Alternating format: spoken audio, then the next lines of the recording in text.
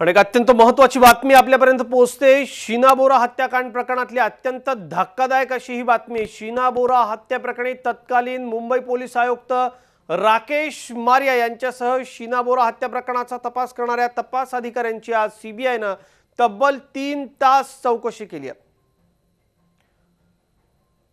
Maria यांनी आधीपासून माहिती होती। त्यांच्या वेळेनुसार त्यांनी शीना बोरा हत्या प्रकरणाचा तपास केला। तसंच इंद्राणीचा नवरा पीटर मुखर्जीला वाचवण्याकरता मुंबई पोलिसांनी प्रयत्न केले असा आरोप मुंबई पोलिसांवर करण्यात आला होता।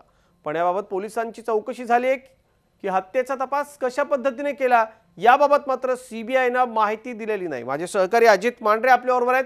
अजित, अत्यंत महत्त्वाची ही बातमी आहे। नेमकं सीबीआय कडून कशा पद्धतीने कुठल्या गोष्टीची चौकशी झाली आहे? कारण त्यावेळेला राकेश मारिया आणि मुंबई पोलिसांवरती या संपूर्ण प्रकरणामध्ये अनेक वेळेला संशयाची सुई नेण्यात आलेली होती। काय सांगाल?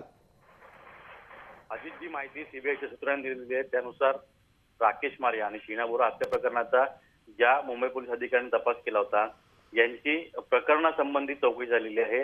नेमक्या या प्रकरणाची त्यांना माहिती कशी मिळाली, कशा पद्धतीने त्यांनी कोणाला कोणत्या मुद्द्या आधारे त्यांनी अटक केली, या सगळ्या गोष्टींची चौकशी झालेली आहे।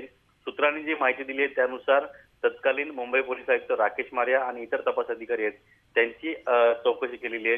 पण नेमकं याच्यामध्ये जी चर्चा होती की राकेश मारिया यांना हे आधीपासून प्रकरण माहिती होतं।